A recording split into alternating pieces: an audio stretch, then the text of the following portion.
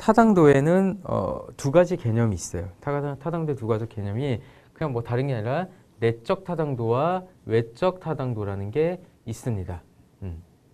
외적 타당도는 바로 다음 슬라이드에 나올 거예요. 그러면은 내적 타당도가 뭐냐를 먼저 말씀을 드리면 조사 분석 중 중속 변수에 나타나는 결과가 독립 변수에 의한 것임을 확신할 수 있는 정도. 정말 글 어렵게 써져 있죠. 다른 게 아니고 인과성에 대한 검증 능력이에요. 그냥 다른 게 아니고 뭐 AX라고 이건 뭐 그 절편도 없다고 생각을 해보면 얘가 얼마나 얘를 설명해 주느냐를 얘기하는 게 바로 내적 타당도예요. 그러면 얘가 얘를 충분히 설명을 한다. 그럼 내적 타당도가 높다고 얘기를 하는 거고요. 반대인 경우에는 낮다고 얘기를 하는 거예요.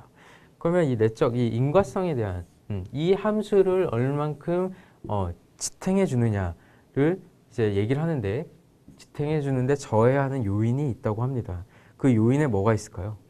보시면은 요것들이 이제 내적 타당도를 저해하는 요인이래요. 하나씩 한번 보시죠. 이건 그냥 뭐 간편하게 편하게 그냥 읽어 넘어가시면 될 것 같아요.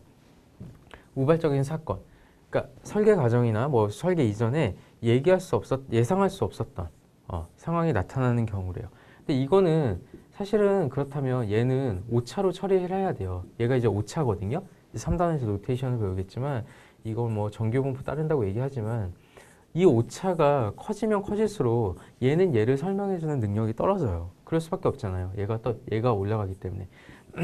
그래서 우발적인 사건, 선별효과, 실험효과, 조사도구 효과 이 모든 것들은 전부 다 이런 오차를 올려주는 역할을 하는 약간 안 좋은 거죠. 네, 그런 요인이라고 생각을 하시면 될 것 같고요.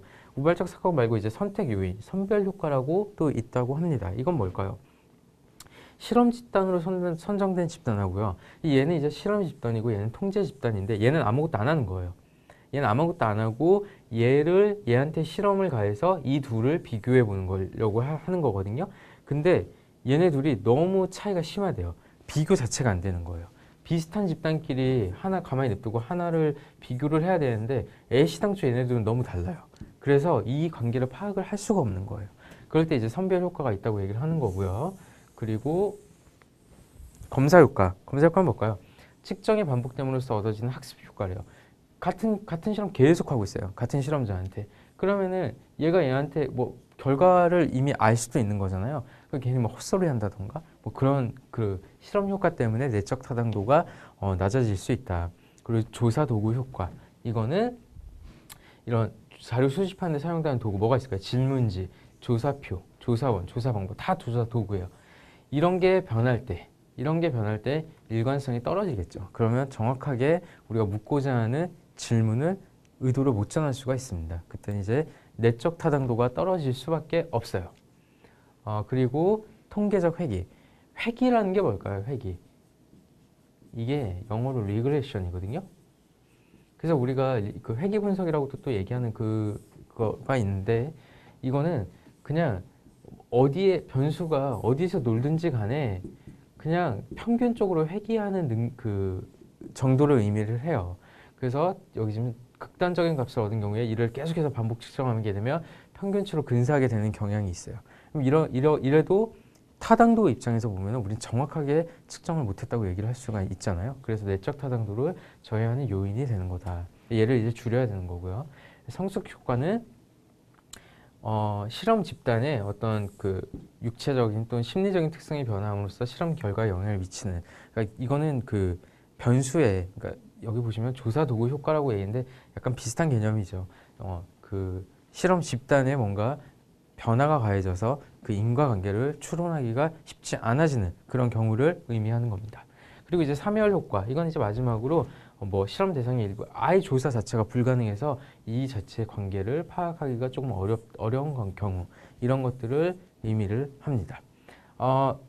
이거 다 저기 시험에 나오거든요. 시험에 나오니까 이 용어들 좀 잘 알아두세요. 알아두시고 그리고 이제 외적 타당도도 나오지만 이 타당도 이번 챕터에서는요. 제가 진짜 이거 처음에 책 읽다가 좀 어이가 없었는데 세상에 타당도 앞에 도대체 뭔 놈의 타당도가 그렇게 많은지 내적, 외적, 뭐 개념, 구성, 액면, 내용, 이해, 수렴, 판별 뒤에 다 타당도가 붙은 거예요. 그래서 타당도가 너무 많아가지고 아니 이거 뭐야 막 그랬었거든요. 그래서 저는 이제 그때는 그냥 빨리 그냥 시험 봐야겠다는 생각으로 해가지고 그냥 기출문제 열심히 풀고 가느라고 좀 헷갈렸었는데 제가 오늘 그 용어들 타당도라는 용어가 되게 많거든요. 그거를 그냥 착 정리를 해드릴 테니까 여러분들께서는 그냥 헷갈리실 이유가 없어요. 그냥 제 설명만 들으시고 아 나중에 뭔가 뭐 문제에서 나와 또뭐 이해 타당도다, 뭐 수렴 타당도다, 뭐 이런 게 나오면 그냥 그 제가 강의한 내용을 그냥 한번 보세요. 이 뒷장에도 제가 또 적어드리겠지만 그걸 보시면은 아 이게 어디에 나와 있었구나라는 거를 그 바로 아실 수가 있으실 거예요.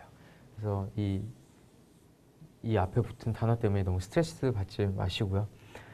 자, 그러면 이제 그 구성 개념 두 개 중에 우리가 내적 타당도 두 가지 개념 중에 내적 타당도 하나를 배웠고요. 그 다음에 이제 외적 타당도라는 게 있습니다. 이건 뭘까요? 조그맣게 내적 타당도라는 거는 그 질문 셋을 그러니까 동일하게 원인과 결과를 파악하는 타당도라고 의미를 했다면 외적 타당도는 간단하게 얘기해서 다른 환경이나 집단에까지 적용할 수 있는 정도예요. 이게 높으면 높을수록 외적 타당도가 높다고 얘기를 하는 거예요. 그러면 여기 지금 설명이 나와 있는데 실험에서 나온 결과를 얼마나 일반화시킬 수 있는 정도를 의미한다. 마찬가지로 외적 타당도를 저해하는 요인도 물론 있습니다. 어떨 때 외적 타당도가 저해가 될까요? 그러면 제가 지금 네 가지가 있는데 제가 지금 하나씩 설명을 드리면 실험 상황의 반동 효과. 이게 제목들이 좀 어렵게 느껴지실 텐데 이건 별게 아니고요. 인위적인 실험 상황. 우리가 뭐 실험을 그러니까 조사를 하고 여기서 이제 조사인데 이때 타당도 전체적인 개념으로 얘기할 때는 실험으로 우리가 표현을 하니까 그 실험으로 얘기를 하면 어떤 실험을 하면은 그 실험이라는 거는 항상 변수가 실험에 필요한 변수들 외에는 다 통제를 시키잖아요. 그럼 결국에는 그 통제된 변수들이 있는 하에 그 실험 조건 하에서 나온 결과를 자연현상을 대표할 수가 없을 거예요. 그래서 일반화가 제약된다라는 게 실험 상황의 반동 효과라고 얘기를 하는 거고요. 그리고 이제 검사의 상호작용 효과는 이제 사전 검사가 있고요. 사전 검사가 있는데 그 실험이 그러니까 행해진 실험은 그렇지 않은 실험을 대표할 수 없게 되죠. 당연히 이거는 그냥 일반적인 본 실험이 아닌 거잖아요. 이건 약간 데이터가 오염돼 있을 수도 있고 다른 변수가 섞여 들어올 수도 있고 근데 이런 사전 검사의 영향에 의해서 외적 타당도가 또 저해가 될 수가 있다라고 얘기를 할 수가 있습니다. 그리고 세 번째, 다중실험 처치간 간섭. 이제 동일한 피험자들에게 여러 가지 실험 처치를 할 때 하나의 실험 처치가 다른 실험 처치에 좋지 않은 영향을 주면서 외적 타당도가 저해가 된다. 이건 그냥 뭐 간단하잖아요. 계속 한 집단에 실험을 하다가 계속 다른 변수를 요인을 놓고 계속 실험을 해요. 근데 전에 있던 실험을 기억을 해버리는 거예요. 그래서 안 좋은 영향이든 좋은 영향이든 그 타당도를 저해시키게 되는 그런 걸 얘기하는 게 다중실험 처치간 간섭이다라고 얘기를 하는 거고요. 그리고 이제 피험자의 선정과 실험 처치 간의 상호작용 효과. 이거는 그 피험자들의 속성이 실험 결과에 오차를 가져올 수 있다는 거.